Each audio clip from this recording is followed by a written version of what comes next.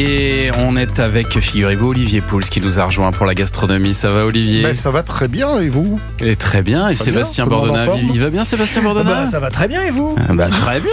On va parler BD avec vous, bien sûr. Et alors, en temps normal, je présente notre invité comme un humoriste que vous avez pu notamment voir dans le Jamel Comedy Club avec son ami Fabrice Eboué, puis dans des comédies comme Casse Départ avec son ami Fabrice Eboué, ou Le Crocodile du Botswana, ça c'était avec son ami Fabrice Eboué. Oui, le gars a vraiment un pote. Mais là, attention, puisque ce matin, ce n'est pas l'amuseur, le trublion que nous recevons, mais l'acteur et réalisateur d'un film présenté à Cannes, s'il vous plaît. Est-ce que ça ne serait pas son Ciao Pantin?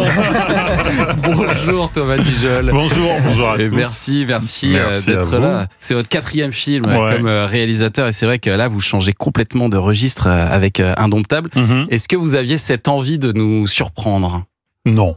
Pas spécialement? Non, pas spécialement. J'avais viscéralement envie de faire ce film pour plein de raisons personnelles, mais surprendre, non. J'ai jamais été trop dans le calcul. Je suis même très mauvais en calcul. Donc, je me suis laissé aller naturellement et ça marche plutôt bien. Ça a payé, parce que ce film, il est pour nous surprenant et il est intelligent. Et alors, en le regardant, j'avais un peu l'impression de regarder par moments un documentaire sur le Cameroun, parce qu'on apprend énormément de choses dans les images qui nous sont proposées, et puis dans le naturel du jeu aussi des acteurs, ça fait qu'on a cette impression de documentaire. Et il se trouve que j'ai appris depuis que l'inspiration vous vient d'un doc que vous avez vu dans les années 90, c'est ça? Complètement, il est fait librement inspiré d'un documentaire de Mosco Lévy Boucault qui s'appelle Un crime à Abidjan, qui est sorti à la fin des années, que j'ai vu fin des années 90 sur Arte, à l'époque. Donc ça fait 30 ans que vous avez ce film en tête, en fait? J'ai pas le film en tête, mais le doc m'a beaucoup marqué parce que donc on suit un commissaire, et le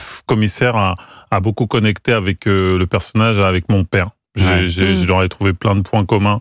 Et donc, du coup, je sais pas, c'était souvent dans ma tête, quoi. Et vous êtes dit, un jour, j'en ferai quelque chose. Au moment, en fait, où j'ai voulu un peu plus me raconter, je voulais pas le faire, j'étais un peu un peu pudique, je voulais pas raconter ma vie de façon frontale, donc il fallait trouver une excuse. Et à chaque fois, je me disais que si mon père était flic, ça aurait genre une vie assez folle. Et cette petite phrase m'a dit, tiens, le doc, il y a un truc peut-être à faire avec ça. Et alors, ce flic, c'est donc le commissaire Zachary Bilong que vous jouez, qui va enquêter dans les bas-fonds de Yaoundé, la capitale du Cameroun, sur le meurtre d'un officier de police. C'est un homme de principe, autoritaire dans son boulot, mais dans sa vie personnelle aussi. En fait, il essaye de faire respecter l'ordre à la fois dans les rues et chez lui, et dans les deux cas, il a un peu de mal. On peut dire ça?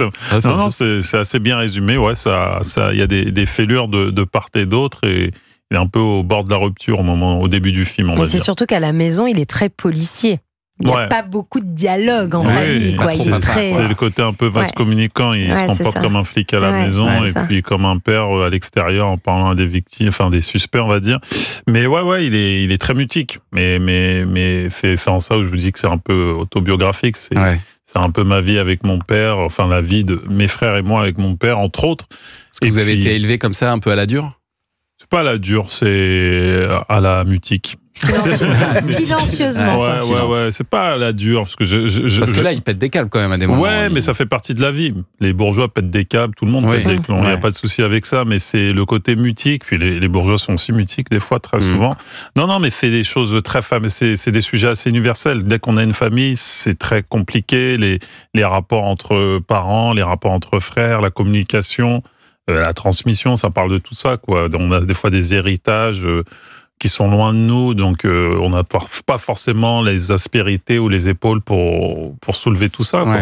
Et puis là, on sent que ce personnage, alors c'était peut-être le cas de votre père aussi, il a ce côté, moi j'étais moins privilégié que vous, vous avez un toit sur la tête et de quoi manger tous les jours, estimez-vous chanceux, quoi. Exactement, ça c'est le... On l'a beaucoup entendu, ça. C'est le grand adage de beaucoup de générations après-guerre, quoi, d'ailleurs, au final.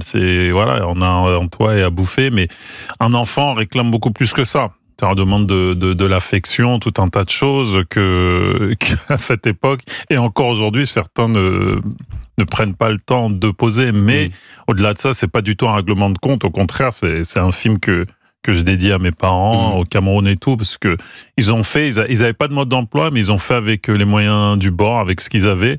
Mais je mentirais si je dis que j'ai manqué d'amour. J'en ai toujours eu. Mais c'est là où il est très bien fait, je trouve très subtil ce film, c'est que à la fois ce personnage il est plein de défauts et en même temps il reste attachant. Ah, qu'est-ce qu'on l'adore. Ouais. On l'aime quand même. Ouais. Alors qu'il peut être très dur, assez cassant, assez violent, mais voilà, il reste attachant. Ben oui, moi j'ai beaucoup d'empathie pour ce personnage-là et pour tous ces profils-là. C'est des profils un peu bancals, mais c'est à l'image de la vie. Moi, j'ai plus confiance en des gens qui d'apparence, en tout cas, montrent pas leur fêlure, mais qui sont un peu écorchés, on va dire, par la vie, que des gens tout lisses, quoi. Ouais. Des gens tout lisses, c'est suspect. On l'aime et on aime ses cravates aussi, beaucoup, ce personnage. Est-ce qu'il était tiré à 4 épingles, votre père, comme ça, avec ses cravates un peu courtes? Vous savez, nous, c'est la génération très élégante. Très élégante, ouais. Il sortait pas sans être sûr de son... C'était même pas look, mais présentable. Ouais. C'est pas aujourd'hui, on est plus dans le look, dans voilà, j'ai la paire d'eux ou je sais pas quoi. Eux, c'était pas ça, c'était un côté présentable, respectable en fait en société. Ouais.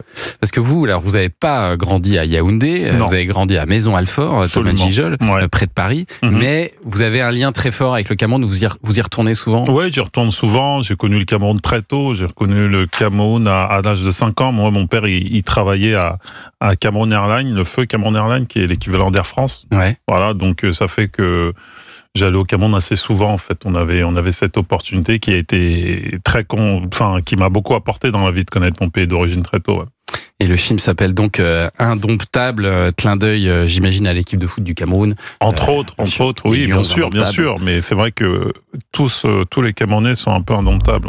On est très têtus, on est des fortes têtes, on est un peu rebelle, quoi. Allez voir ce film qui sort demain en salle. On va continuer à en parler ce matin. Et puis on va parler BD dans un instant avec Sébastien Bordenave. On revient tout de suite.